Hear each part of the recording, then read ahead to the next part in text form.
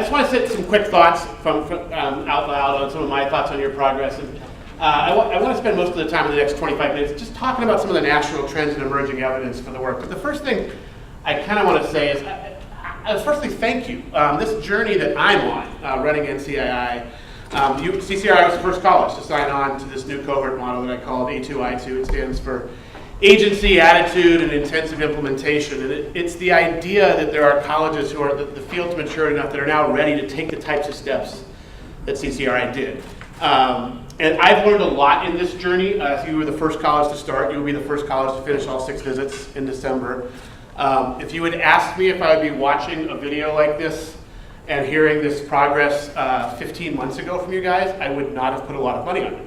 I'm just going to be honest with you. Because you guys have come a long way in a short period of time. I think there's been some galvanizing forces throughout the institution, at the top, at the middle, and on the ground. And that's what's been so great from where we sit, is to see the product of that. Let's be clear. You're nowhere near done, right? There is no done in this work. That's another thing I want to emphasize. This is a journey that is never going to stop, because you're rethinking how students enter and move through the institutions. You're working with your transfer partners to optimize the path from the 2-year school to the 4-year school for your students who are doing that, so students aren't repeating a lot of units. You're rethinking, like, by the way, that video is awesome. How do you make sure students get that at the right time in their journey to help it be formative in their decision-making process? We have all kinds of resources on the website. How many people actually click on it? How many people who need the ones who most need it as a catalyst to their decision-making process, how do we make sure they get it? Right? How do we make sure it's in their hands? Our 4-year partners, often, and especially our private 4-year partners, usually have a much more in-depth onboarding process than we do, right? It's always been amusing to me. I mean, I was talking to Dr. Hughes, her son, I think, is at Yale. I mean, Yale's got a 4 or 5 day onboarding process. How long is yours at the community college that's required? If there's one at all, right? I mean, so the students who most need this are the ones who get the least help in moving into the system, right? It was true when I went to Stanford 30 years ago. It was the same thing. We got a very deep onboarding process. It started the spring, it went to the summer, it went to the fall. So for the top 1% the top 1% of students and me, I'm not sure how I got in, but the point is, we do a lot for students who maybe in many ways are much more prepared and qualified academically. Our students are going to need a lot of help. So all the great stuff you've done, I would say you've laid the foundation for this work.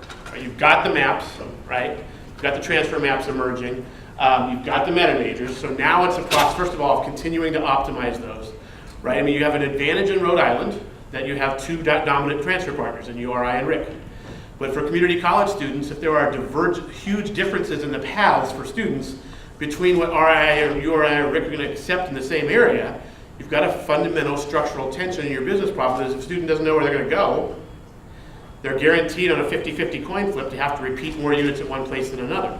So that's a process. And by the way, that's not easy. I would say in this country, I think some of you have heard me say this before, there's maybe 3 or 4 states who have truly optimized transfer policy, which means the other 46 of us, and I live in 2 of those states that are not in the 3 or 4, California and Connecticut, are wrestling with these issues. I mean, you do have a more closed system here, right? But it doesn't mean the challenges are any less.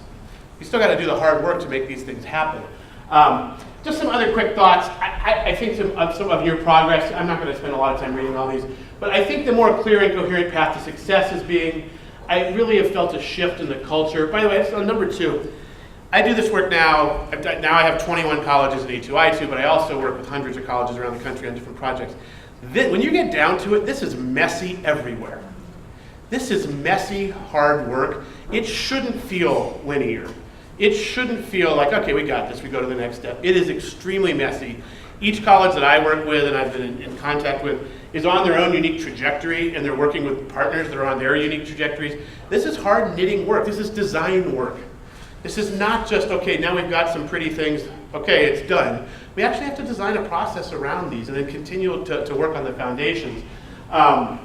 I do think that you guys are really starting at the notion of reimagining the student experience. You can see in those videos, you can see in the website, the beginnings of that. But there's a lot of work to optimize this still ahead of you.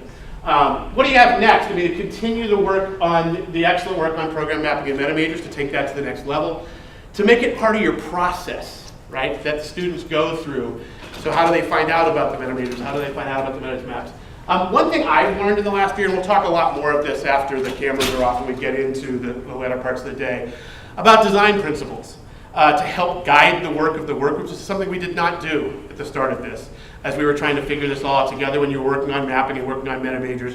This is the part that I was figuring out as you were figuring out your part. We're actually going to spend a bunch of time this morning talking about design principles for the new work groups that are going to kick off this afternoon. I got some ways to do that now. I've done with 5 or 6 other colleges that I think will help. And by the way, one of the things we suggested early on is that you don't try to do 12 things at once, right? That you want to take on things like mapping and meta majors maybe first. And now you have a bunch of new work groups kicking off, which this is a great list of things that to support the work you've done in the first year. Just to remember what the big transformations are, some of you have seen these slides before, but on the academic program side, you guys have been working on this, moving towards meta majors, moving towards program maps. This is still an area of development that's on the next list. Is what are the kind of program and field specific math paths that support, for example, a degree in psychology versus a degree in engineering, right? We know that a degree in psychology is going to be much more likely to need a math course that is statistics than the degree in engineering, which is going to need the algebra to calculus sequence. Dev Ed reform, which is I don't love the term Dev Ed. I like the idea of students actually being incented to have a quicker path to passing transfer level math and English, because that's what Dev Ed doesn't matter to students. What matters to them is passing the course that they need to hit the requirements of their program. But that Dev Ed discussion, right, especially in math, had to be about what's the right math course. Well, you need pathways for that, right? Because if you don't know what a student's doing, you don't know what math course that they need. And by the way, historically, we then defaulted those students into the math sequence that they had the least chance of being successful in, which was the algebra sequence. Like, all right, well, let's make sure they do algebra because then they can do anything. Well, that's if we know historically, not because of math faculty, but because of the system that we had that not many students got out of that. So that causes the question to be asked of how we integrate that. Some of the other career connections to careers and transfer unclear. So now you guys are clearly working on this, right? But it's got to be clear to students. What's the process by which that information not only gets in front of students once? So one of the early guided pathways part was this movement, if you say it's 5 to 7 years old, or maybe closer to a decade old now. We talked a lot about the issue of career and transfers being made more clear, but having the information and or putting it on your website and or using a mandatory orientation to have that be one of 27 things you tell new students is not what we're talking about. It's an ongoing process of helping students explore this and move forward. So you guys are working on all these. Onboarding, so this I think is an area that's one of your work groups that we've got, you guys have some work to do here. The note that we often do really great job in transfer support when they're nearly done, which is kind of problematic on the job side, because if you weren't aware of what the jobs were or what you're going to be doing in those jobs, you may have a pretty big mismatch between what you want to do and what you're going to be doing. And on the transfer side, the time to ask the question, how many of my units will help me with junior standing in my major, is not in the summer before you go. Right? That's way too late if you're repeating an entire year when you get to the remember, transfer's never been the goal. We talk about transfer being the goal. And by the way, we've measured things. And we have to say, what percentage of our students transfer? Well, it's a much different question to say what percentage of our students transfer with junior standing in a major. That is a very different question. And you talk to students, by the way. That's a whole different story when the students come back and say, yeah, remember that Social 7 class you guys had me take? That turns out that doesn't count.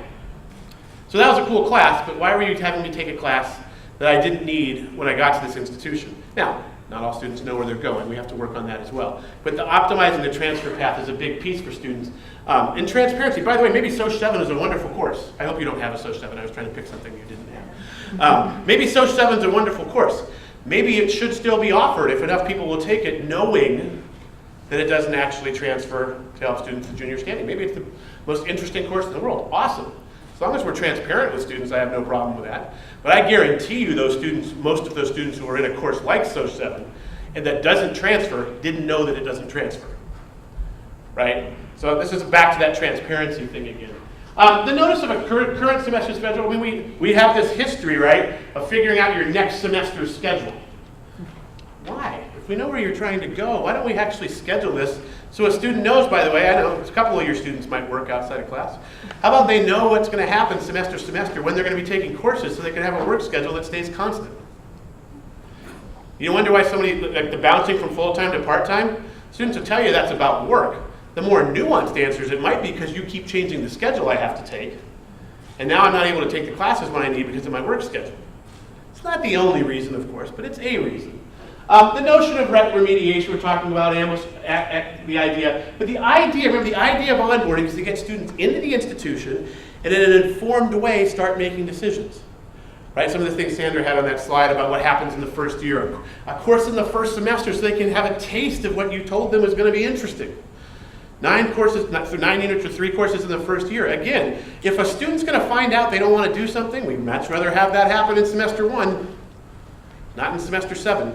Right? So you got this is the night, how do students come into the institution? You guys are going to work on this more now. And then there's advising, right? We don't have a specific group on advising, but obviously this is going to be a thread through this. I talked a little bit about the into-dump and orientation versus just-in-time support. Scheduling, I worked at two institutions for 10 years. I know how scheduling has happened for the last 5 decades at most colleges. It's when do you want to teach this course? Not, let's say, schedule so that students who need to take this course can actually take it at a time that works with other courses on their schedule. And that's not to say we were bad people before, it's just how we've done scheduling needs to shift to support the model, and to support students moving on the model. This notion of full-time versus part-time, this is my friend, a lot of these slides are from CCRC, I always thank them. Really starting to more emphasize, are students on plan or off plan? That means you need to know what the plan is for every student, right? The maps get customized to a plan. And whether they're full-time or part-time, that may be something that they're working on, but the question is, are they still making progress towards their plan, taking the right courses they need to get there when they want to go? I have a particular part-time rant I don't have the time to do. I think I've done it in this room a number of times before, is we make an assumption that students are part-time because either they have to be or they want to be. Now there's certainly outside factors such as work that are going to be involved there. I went through college working 35, 40 hours a week too. But there's also a bunch of things we can control that would help many more of them go full-time. Rochester, New York is not exactly Santa Monica or Menlo Park. I love Rochester, my friends at Rhode Community College. We're not taping this, right? 70% of the students who attend community college in Rochester, New York are full-time. In my home college in California, it was 37%. That's a big difference. You can do, when you have more students going full-time, you have an ability, by the way, it's not perfect, but you have a much better ability to move them through the institution.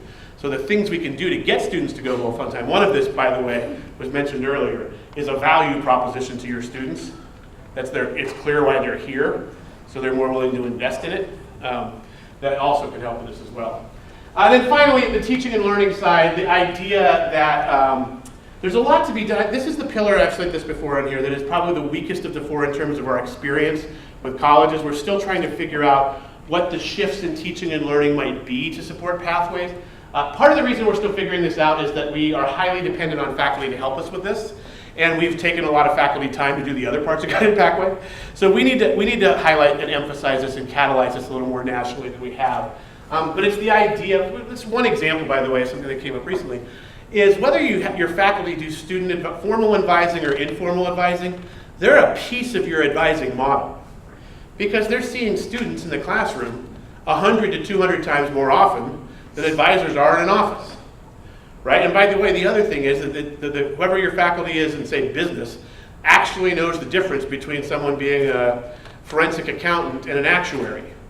Most of your advisors, I don't, by the way, and my dad was an accountant, and most of your advisors aren't going to. So there is going to be an interaction on these things, and around teaching and learning is a big piece of it as well.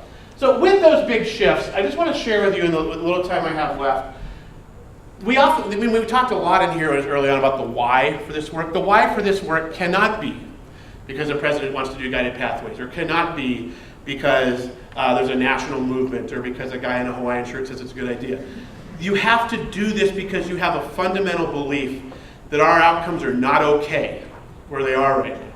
And you're in a system, by the way, as you saw, 2 in 10 on the kind of completion side in 3 years. And by the way, the hypothesis, which is actually a myth, that part-time students all eventually get there, it's actually the length of the window that's the problem and how we measure this, is just not true.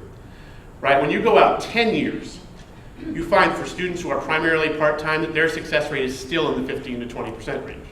Right? So the time matters, but it doesn't matter that much. But you're in a system, by the way, this is very typical. You have a flagship institution whose 6-year graduate, 150% time graduation rate is in the 60s, right? You have another institution whose 6-year graduation rate is in the 40s. And then you have a community college whose 3-year graduation rate plus transfer without a degree is in the 30s. Is that okay?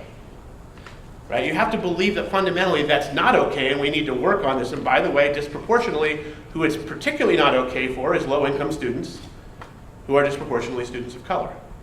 So if you don't come at this with a social justice and an equity bent, you're not going to go that far with it. You're going to have structures that look good, but when this really takes off, when you get the connective tissue to this work, is when you're calling to it, is some combination of social justice, equity, economic mobility, removing intergenerational poverty, creating an educated workforce, improving citizenry in our area so people make informed decisions. Like whatever your calling is, it can be all of those. I mean, and when you get into this, you can never stop calling out your calling enough, because this gets harder and messier as you go on, not easier, right? And you guys know this already from doing the great work you have in the program mapping. So what I want to show you are some examples of where the data has moved, right? And I will guarantee you that at every one of these places, because I've worked with most of them, it is equally as messy and equally as challenging and equally as seemingly intractable as you feel it to be here, right? But they kept at it. They kept at it. Completion by Design, the first national pathways project, started in 2011 with 5 colleges in North Carolina, 3 colleges in Ohio, and Miami-Dade in Florida. So these are the colleges, the community college world, who formally kind of started this movement. And if you look now at their data, we really look at fall 15 as the first time they really implemented. Now this is, by the way, an important point. They started design work in 11. And it's really fall 15 when they thought of this really being kicked off in a way that it was a full guided pathways model. And by the way, they're all still working on it. But look at some of the variables. These are the key, we call these progress metrics. These key variables that we look at. Things like passing gateway math or transfer math in the first year. Passing transfer level English in the first year. These unit metrics like 12 in the first term or 24 in the first year. So those are transferable units. By the way, we would love these variables to be percentage of the degree they've completed, but our systems aren't there yet. We have to know what they're trying to complete first, which most of our systems don't really have. And then the idea of concentrating, this is really a CBD term, although you saw it a little bit, is the idea that they take 9 or more units in their first year from one program area. Right? This is where they started, across the 9 colleges where they started. And now, a couple of years into this, and remember, this is really the first term where they kicked this off. Here's the differences that you're seeing. Across the board, 10-point increase in gateway math. And by the way, I'll show you some numbers where this is much higher. In CBD, scaled dev ed reform was not actually a piece of CBD across the board. So these numbers, by the way, are much higher in some of the other data I'm about to show you. English up 12 points. 12 or more units in the first term up 13 points. 24 units up 10 points, and concentrators up 10 points as well. Now, these variables are important because they predict downstream success. We can't show you the 150%, we can actually now show it to you for the first cohort who just finished the 150% completion in these colleges. And I do have a little bit of data from one of the colleges on that. But you're seeing the movement here. Tennessee, now this is the other state that we generally point to as having done the most work here. This is in the 2012-2013 timeframe. You had 2 major policy changes in Tennessee. One, we're all doing pathways. By the way, and they did it 2 and 4 year together. That was a really important piece of this, is that the Tennessee, and by the way, the Tennessee regional colleges, the regional 4-year schools, had overall success rates lower than yours here in Rhode Island. It was not a strong system. When you looked at places like Austin Peay and Middle Tennessee, good colleges, just outcomes-wise, were not as strong. And we'll show you some of the data from the community college side of Tennessee. By the way, for those of you in the 4-year space, the data from the 4-year side of Tennessee is equally impressive on the improvements there. Tennessee also did scaled statewide math and English reform. They went entirely to a co-rec model, meaning that all students entered transfer level math and English in Tennessee. The only asterisk to that is for those students who are going on an algebra path who would have tested a bunch of levels below. They do have some catch up there that they can do. But statewide co-recs in math and English in Tennessee. So let's look at some of the data. So this is the community colleges, different way of looking at the data. For the CCRC slides, this is the more common format. So here's one, earning 6 or more transfer level credits in the first term. Pause on that for a second. 6 or more transfer level credits in the first term would mean you're 1/10 of the way to a 60-unit degree, if they're the right units, by the way. Like if they add up and you do that 10 times, that would be if they were the perfect 60 units. Look at where they started, and by the way, this is not uncommon. Only 4 in 10 students started by getting 6 units in the first semester towards the degree. Now, 2 things big there, part-time students and dev ed, right? Another thing there is passing courses, right? Your course success rate is going to matter. Look at the change in that. It's gone up 25 points in Tennessee. That just means it's like a 60% increase. Earning 15 or more in the first year. So here again, 1 year in, they would be 1/4 of the way towards the promised land, for those that are trying to get to that. That number's gone up 17 points. 24 or more credits in year 1. I mean, you can see how much lower this is. It's still double where it was. This would mean they're 40% of the way there. This would mean they're kind of on path to get that 3-year graduation rate. Remember, these students are not on path to hit your 3-year graduation rate, unless something changes. These ones are, with a little bit of wiggle room. And then, of course, those who are perfectly on path after a year, it doubled, which is always, hey, it doubled, it's still 6%. Right, so this is the point about this, is you see these increases, they're very impressive, they're important. There's a lot of work to be done. And by the way, I don't have time to go into a lot of this by race and by age, but you will see they still have gaps in Tennessee, but they've improved at all 3 levels. And they are, by the way, working to kind of remove these gaps now. But the point is, it's not just working for one group of students. It's working across the board to see increases. Math and English. So here's the statewide redesign here across all the colleges. You're seeing 20% more students, 20 percentage points more in English, and 27 in math. It's over double the success rate of passing transfer level math in the first year. Remember, college math doesn't mean it's algebra. Could be quantitative reasoning or statistics. And because they did these 2 things together, by the way, they can now get the benefit on the Dev Ed reform side of knowing what's the right math course, because on the guided pathway side, they're helping students figure that out. So it works together, right? And by the way, passing both has over doubled as well. They got 40% of their students now at the end of the first year who passed both. Now, whatever your preconceptions are about Tennessee, after having spent some time there, that is not a particularly strong K-12 system. It is not that their students are more qualified than you, or their schools are better, or they have more money. That's not it, right? I think what we're starting to see in this data, and we did this either explicitly or implicitly, I will make the claim that we should be past the claim that the students are the problem, right? None of our students are prepared for college. Students who go to an Ivy League school, to students who start at a community college, having to really struggle in high school. They're all unprepared in some way. It's our job to have the college figure out how to bring them along to the right place. You're not going to hit 90% on this number. You're not. Right? I think it was, I don't remember who said what earlier, maybe Dr. Hughes said, we have some students who navigate, I don't know if you, we have some students who navigate this institution highly successfully. You absolutely do. You always have, you always will. If you're lucky, it's 20% of your income to students, it's more likely 15. There was no point in time at which it was 80, because you aren't Yale. At Yale, it's 98% of their students come in, and probably if the college did nothing, they would succeed. By the way, pointing out that the college doesn't do nothing, right? They get all that tuition money, and they are layering on support to help people get through in a group where they probably could have had a 92% graduation rate doing nothing, right? So we've had maybe 15, 20%, but we're seeing these increases not because they got better students or because they fixed their high schools. Now, will it change your relationship with your high schools potentially to go down this path? Absolutely. Whole different set of conversations. One of the new work groups on communication and marketing. How do we talk to the high schools about this meta-major transition? About maybe dual credit being repurposed into a program mentality? I mean, I know the commissioner at the state level is interested in that as well. There's, by the way, a lot more data here. I don't have time to go into that so much. But here, I mean, there's pretty big numbers here. Community college graduation has gone up 42%. The university 4-year graduation rate has gone up by 26%. And by the way, for underrepresented minorities, of which there are a lot in Tennessee, right? Very high African American population. It's gone up 88%. It's almost doubled in the community colleges, and it's up by half in the 4 years.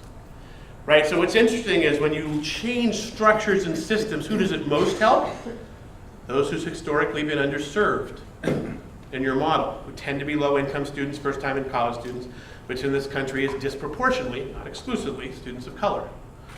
Right? So these advantages that we're gaining are going to affect the students who had the hardest time entering the system. I want to show you Alamo in Texas. The reason I want to show you this is Alamo's got some cool slides. They've got some of the same increases, but they also show you, this is why I love this slide, what happens to students when they hit the bar we're talking about in their graduation rate versus those who don't. Hold on a second, I'll show you. Just by the way, there's a lot of content in here. Well, you can have these slides afterwards and look at what colleges are doing. The Cleveland State example is about program mapping. Alamo is about their advising process. This is the redesign of their advising process at Alamo.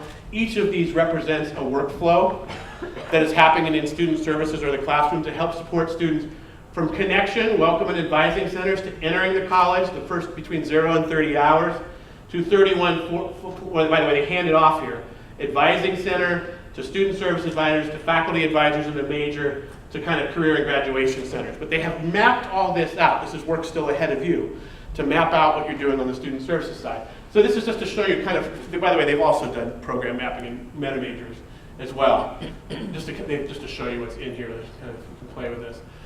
But here's the data. So here's similar data, right? 6 or more college credits in the first term, 15 or more in the first year, you're seeing a 20-point increase. By the way, Alamo, 85% plus Latino, and 80% part-time students.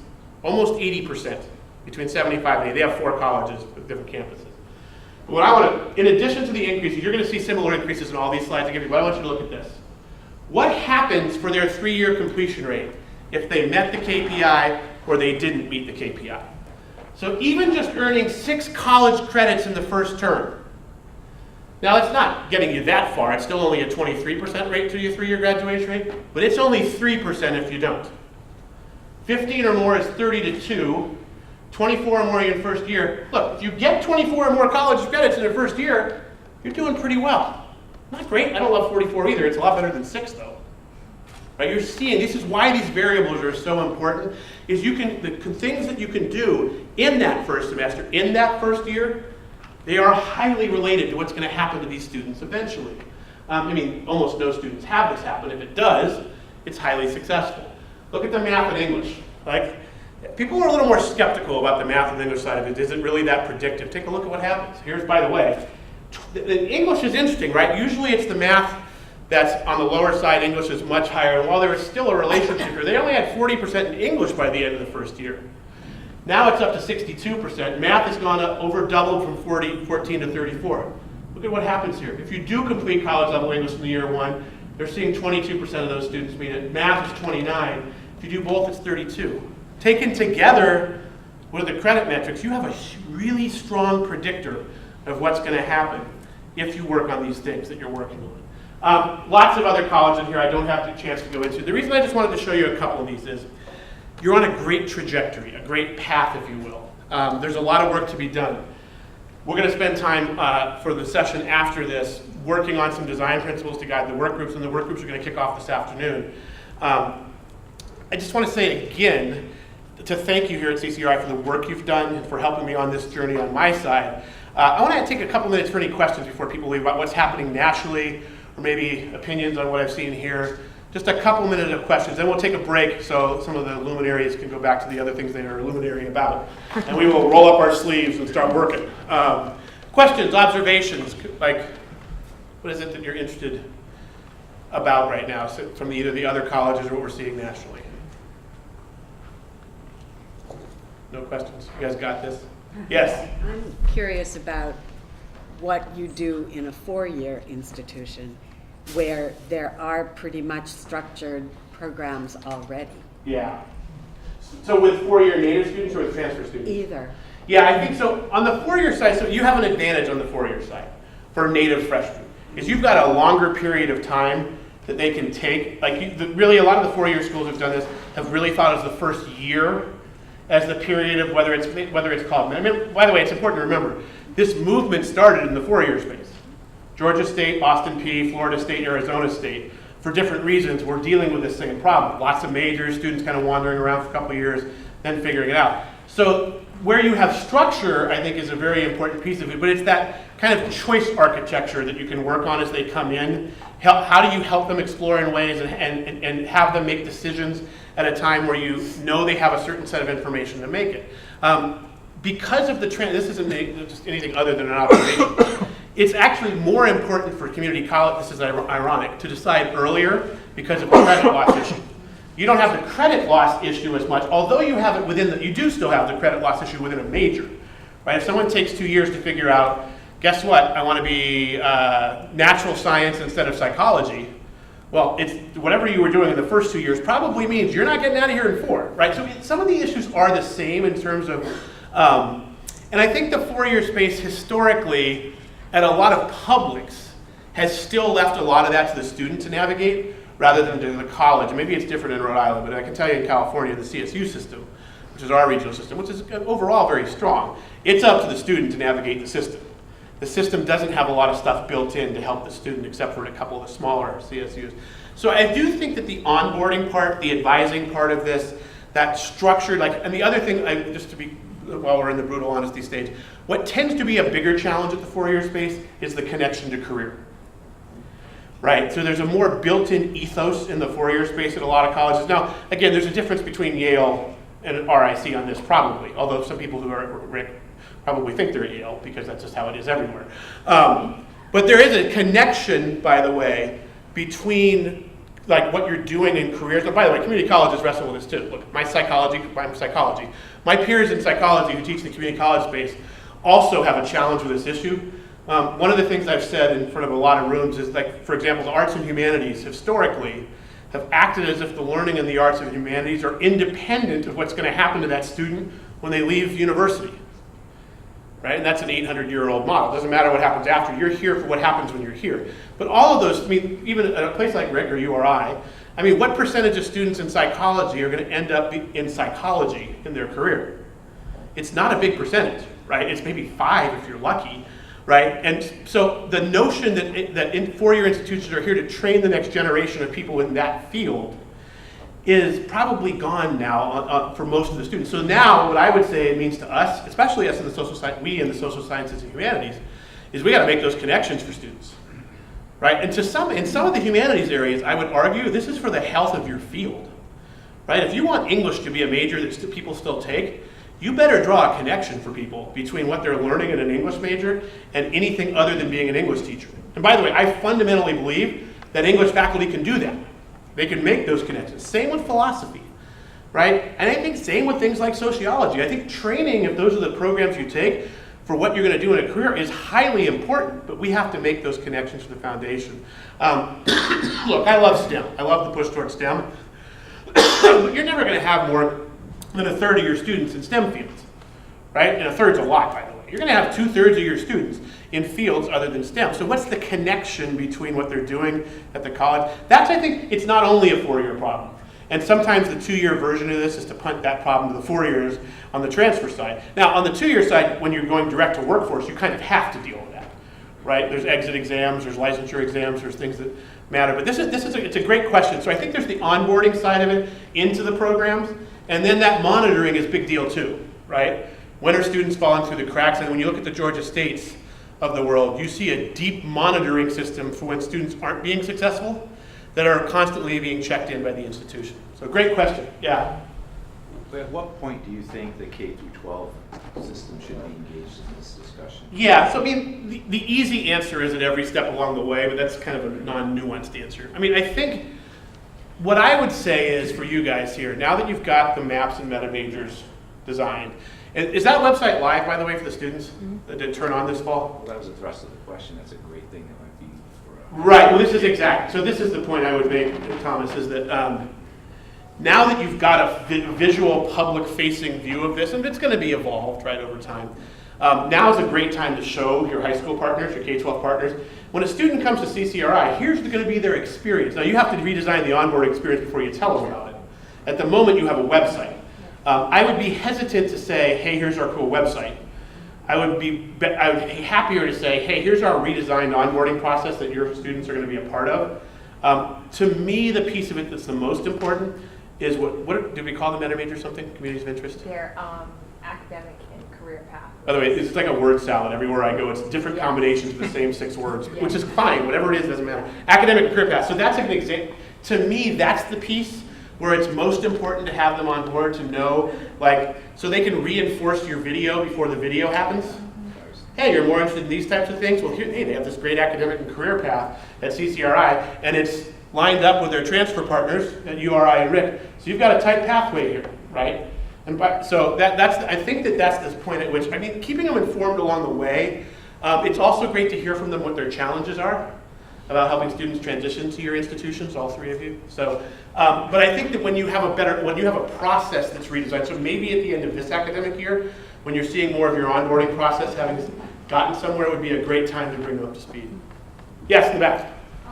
This is a concern of mine because of the nature of my department. I brought it up when you were here last time, but I'm bringing it up again because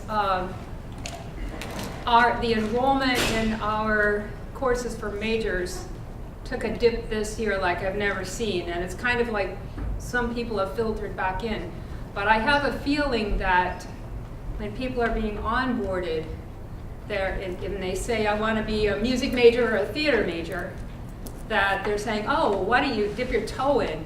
If you do that, you're going to be here longer. Yeah. If you don't sign up for those first semester courses, you have to wait a whole year.